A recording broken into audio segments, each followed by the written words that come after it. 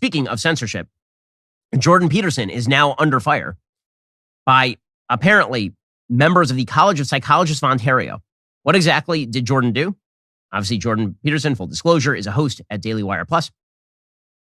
Jordan blasted Canada's commissars and penned a scathing letter to Prime Minister Justin Trudeau Tuesday after a leading association of his fellow psychologists threatened to go after his license to practice clinical psychology over social media criticisms of the nation's far-left government. The College of Psychologists of Ontario ordered the best-selling author and Daily Wire Plus host to undergo social media communications retraining, the re-education plan, or face a hearing on the potential suspension of his medical license. Writing to Justin Trudeau, Peterson vowed not to participate.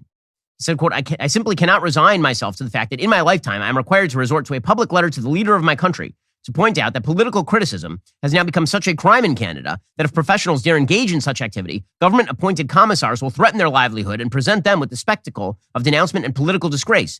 There is simply and utterly no excuse whatsoever for such a state of affairs in a free country. This, of course, is just the latest of several investigations launched by the College of Psychology, with prior complaints having been dismissed. What exactly did Jordan do that was so terrible that now he is being investigated by this ridiculous organization, the College of Psychologists of Ontario? What exactly did he do? Well, he retweeted Conservative Party leader Pierre Poilievre. I'm going to screw up his name, but so be it.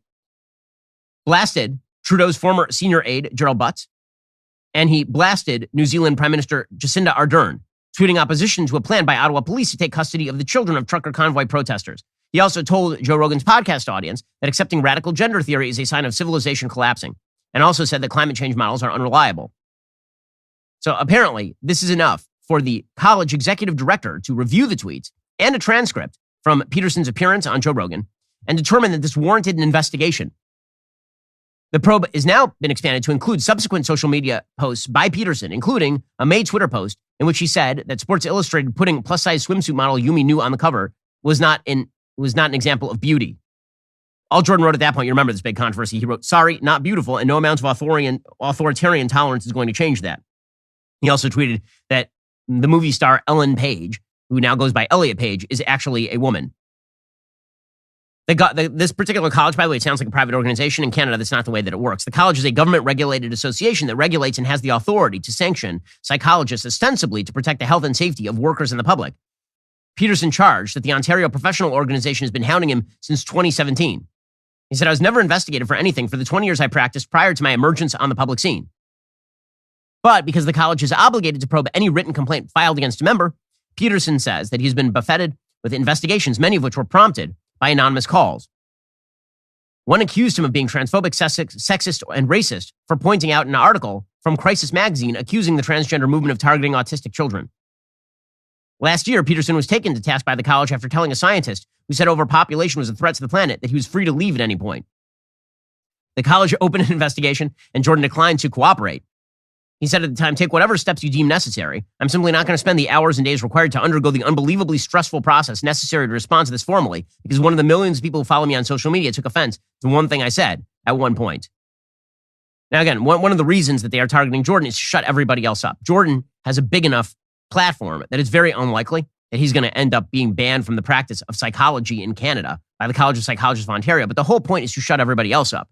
The people have less of a platform than Jordan. And this is the point on Twitter as well. It's to intimidate people into silence. You ban a few accounts, and then you get everybody else to shut up.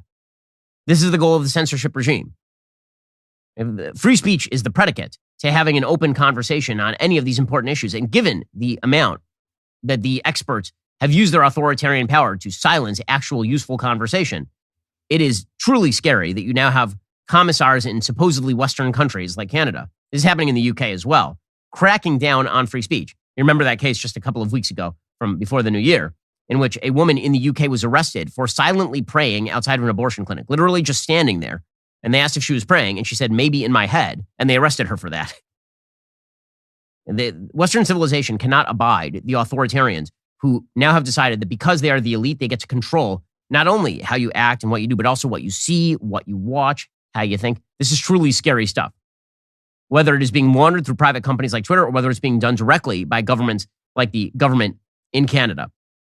And good for Jordan for standing up to it. I'm glad Jordan does this sort of stuff because frankly, if Jordan didn't do it, who else would be left to stand up against this sort of stuff?